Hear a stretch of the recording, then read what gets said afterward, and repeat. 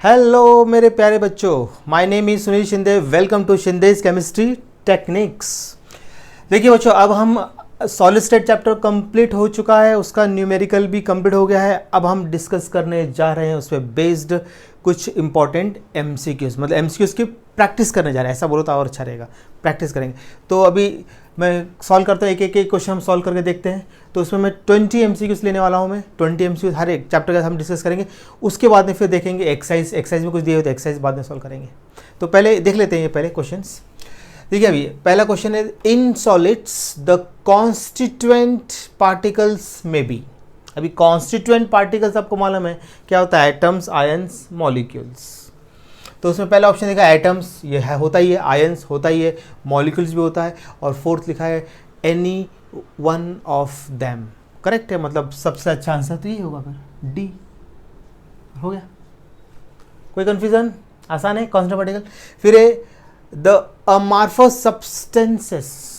अमार्फस substance आपको मालूम है क्या होता है? इसमें ऑप्शन दिया है डू नॉट मेल्ट बोल रहा है, ठीक है। दूसरा ऑप्शन देखते हैं possesses sharp melting point. Third option देखते हैं सी मेल्ट इंस्टेंटली, और डी बोल रहा है melt gradually over a temperature range. कुछ याद आ रहा है कुछ याद? अमार्फस जो होता है वो melt gradually over a temperature range, ज़्यादा टेम्परेचर पे वो मेल्ट होता है, धीरे धीरे होता है मेल्ट। मतलब इसका आंसर आपका डी होना चाहिए। ओके, याद होना चाहिए आपकी, मतलब ये एमसीक्यू सॉल्व करने से पहले आपका जो है ना स्टडी बिल्कुल परफेक्ट चाहिए, पूरा बिल्कुल परफेक्ट याद चाहिए आप लोगों को, ये ध्यान रखिए आप पहले। चलिए देखते हैं third question. Carbon dioxide belongs to कर देते हैं covalent crystal, molecular crystal, ionic crystal या मेटेलिक क्रिस्टल। देख लीजिए CO2, C double bond O, ऐसा रहता है ना, C डबल बॉन्ड O, मतलब इसमें कोवैलेंट बॉन्ड है, मतलब दिस इज मॉलिक्यूलर, और मॉलिक्यूल है, ठीक है ना। Covalent crystal, molecular crystal, answer इसका हो जाएगा आपका क्या हो जाएगा? B, molecular crystal. मॉलिक्यूल्स होते हैं इसलिए वो याद आपको होना चाहिए। The major binding force of diamond is, diamond कौन सा होगा फोर्स? आयनिक बॉन्ड होगा, या फिर बोल रहा है कोवैलेंट बॉन्ड होगा, या फिर डाइपोल डाइपोल अट्रैक्शन होगा, या फिर इंड्यूस्ड डाइपोल डाइपोल अट्रैक्शन। देख लीजिए कार्बन डायमंड कैसा होता है? ऐसा होता है, ये कार्बन ऐसे चार कार्बन उस साइड टेट्राहेड्रली अरेंज रहते हैं, चार कार्बन ऐसे, कोवैलेंट बॉन्ड रहता है, मतलब इसका आंसर तो बी आना चाहिए, कोवैलेंट। ओके, देख लीजिए। तो ये 4 क्वेश्चन हो गए। ऐसे क्वेश्चन कुछ ज़्यादा नहीं, अगर आपको नॉलेज हो गया है, आपको सारे कंसेप्ट बिल्कुल क्लियर हो गया, फटाफट आंसर देंगे, कुछ ज़्यादा हार्ड क्वेश्चन नहीं आते। और न्यूमेरिकल का हम कल कर चुके हैं, उसका डेंसिटी निकालने आता है आपका, और एक फार्मूला वाला है, बाकी कोई ज़्यादा क्वेश्चन पे आते नहीं है, या फिर उसके 5 रेशियो में से कोई क्वेश्चन रेशियो निकलेगा, या तो आपका एवोगाड्रो नंबर निकला, ऐसा रहता है। तो उसके लिए न्यूमेरिकल इसमें नहीं डाल रहा हूँ, न्यूमेरिकल प्रैक्टिस कल कर चुके हैं हम लोग, ठीक है ना। वो फार्मूला याद रखना, मीनिंग याद रखना, सब क्लियर होने चाहिए। तो कल मैंने बिल्कुल क्लियर करके दिया है उसको, ठीक है। अभी इस पर प्रीवियस वीडियो में हो चुका है, मैं डाल चुका हूँ उसको मैं। अब देखते हैं ये 4 क्वेश्चन आप कर लीजिए। ओके, अब देखते हैं next question, 5th। London forces are present between, किसमें होता है लंडन फोर्सेस? आपको याद होगा नॉन पोलर मॉलिक्यूल्स के बीच में। अब देखो HCl कैसा पोलर है, क्योंकि इस पर आएगा माइनस चार्ज, इस पर आएगा प्लस चार्ज। अब देखो यहाँ पे आएगा माइनस चार्ज, इस पर आएगा प्लस चार्ज, ठीक है। वाटर में इस पर आएगा माइनस, पे इस पर आएगा प्लस, ये पोलर है, ये नॉन पोलर है, मतलब आंसर हो जाएगा इसका डी। ऐसा है ना, नॉन पोलर में होता है, ये याद रखना है। ये मॉलिक्यूल कैसा आपका नॉन पोलर है, ये नॉन पोलर मॉलिक्यूल में होगा ये। ओके, चलिए अब देखते हैं नेक्स्ट है the force that holds kernel together in the crystal is called. आपको कर्नेल याद होगा, जब ये आपका एटम ऐसा, ये मेटल का एटम बना है मैंने, ये इलेक्ट्रॉन जब बाहर निकल जाएगा तो बचा हुआ जो पार्ट रहेगा पॉजिटिव, उसको बोलते हैं कर्नेल। तो यहाँ बोल रहा है कि the force that holds kernel together in the crystal is called, उसको हम क्या बोलेंगे? तो मेटेलिक बॉन्ड बोलेंगे उसको। आयनिक बॉन्ड तो बोल नहीं सकते, हाइड्रोजन बोल नहीं सकते, कोवैलेंट बोल नहीं सकते, मेटेलिक बॉन्ड बोलना पड़ेगा उसको, ठीक है ना। फिर देखो the smallest portion of space lattice which can generate the crystal bye repeating it's dimension is called, उसको हम क्या बोलना चाहिए? स्मॉलेस्ट पोर्शन याद होगा ना, ऐसे बनाते स्मॉलेस्ट पोर्शन, आपको याद होगा। इसको हम क्या बोलते हैं? याद कीजिए फटाफट फटाफट फटाफट, क्या बोलते हैं इसको? Unit cell. मतलब इसका आंसर बी होगा। क्या होगा इसका आंसर? बी, ये है यूनिट सेल, ठीक है। चलिए कर लीजिए नोट। ओके, अब देखते हैं 8th question.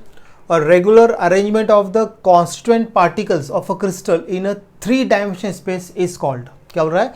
A regular arrangement of the constituent particles of a crystal in a 3-dimensional space is called. उसको हम क्या बोलते हैं?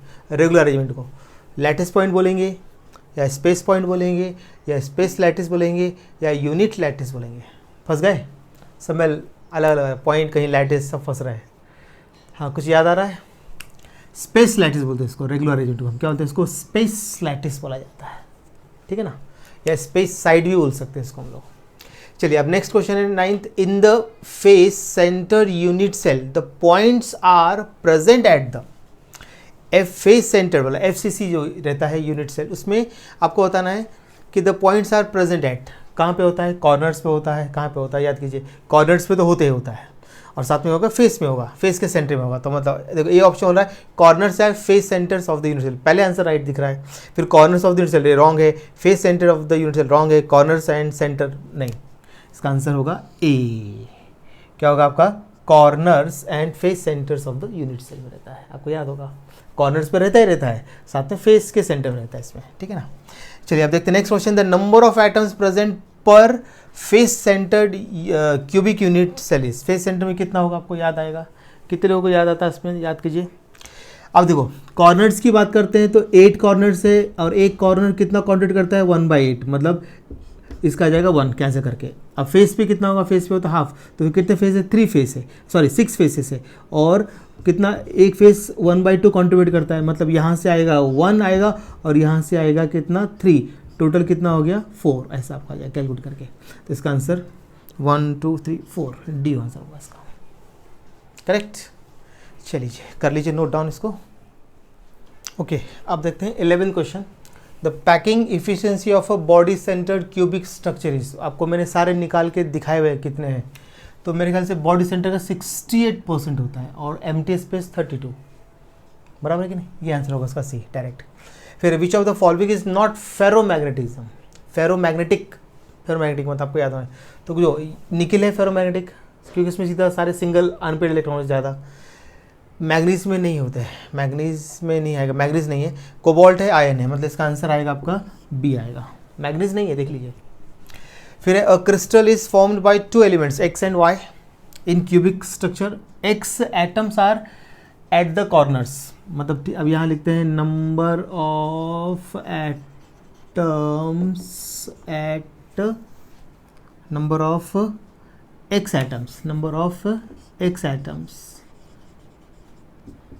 एट, कहाँ पर है ये? आपके कॉर्नर्स में ना, कॉर्नर्स. तो कॉर्नर्स का लिख दिया. ठीक है. And while Y atoms are at the face centre, मतलब number of Y atoms at, क्या बोल रहा है? फेस सेंटर बोल रहा है ये, फेस सेंटर. ओके, अब निकाल के देखते हैं. तो बोल रहा है कि the formula of the compound will be. तो फॉर्मूला निकाल सकते हैं, इनमें से कोई एक ना एक होगा. तो अभी ये कॉर्नर्स पे, कॉर्नर मतलब 8 आइटम होते हैं, और एक आइटम कितना? 1/8 को कॉन्ट्रीब्यूट करता है, मतलब यहाँ पर 1 आ गया. ठीक है, मतलब आपका x हो गया 1. और y निकालते हैं तो फेस पे सेंटर होता है 6 होते फेस, और एक फेस 1/2 को कंट्रीब्यूट करता है, मतलब यहाँ पे 3 आ गया. तो x जो रहेगा आपका, x जो रहेगा वो 1 है, और y जो रहेगा वो 3 है, मतलब आपका फॉर्मूला D आएगा. x 1 है, y 3. x 1 है और y कितना है? 3 है. बराबर है. तो x y 3 फॉर्मूला जाएगा आपका. आसान है. चलिए कर लीजिए इसको फटाफट. हाँ, 14 क्वेश्चन देखते हैं अब. The percentage of free spaces in cubic closed packed structure and in body centred packed structure are. तो अभी दोनों का बताना है आपको. क्या बताना है आपको? फ्री स्पेस बताना है. क्यूबिक क्लोज्ड का बताना पड़ेगा आपका, और उसके बाद फिर आपका किसका? बॉडी सेंटर का.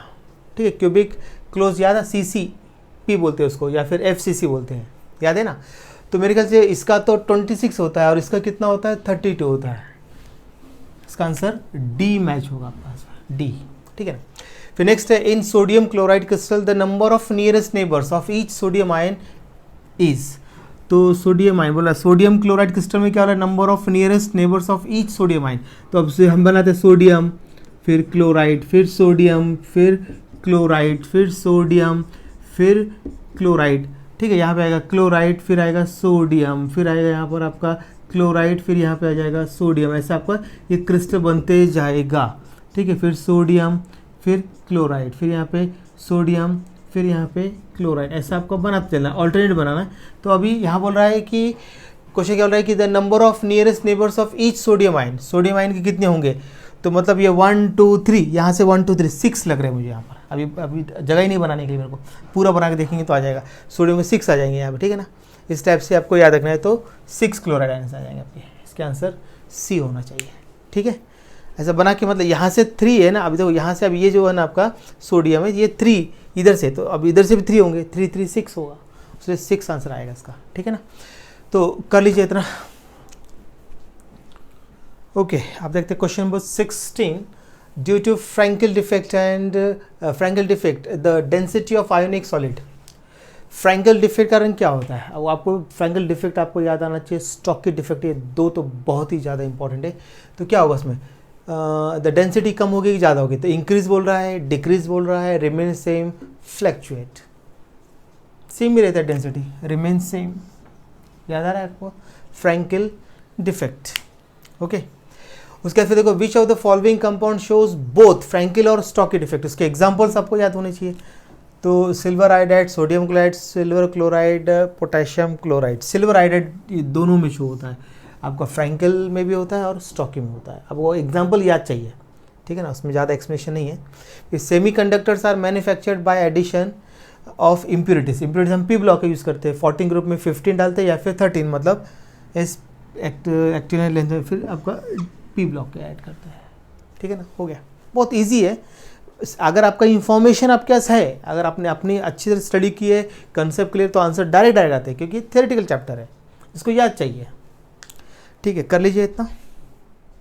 ओके, आप देखते हैं 19 question. The variation in property of ability to conduct electricity of substance can be explain with the help of.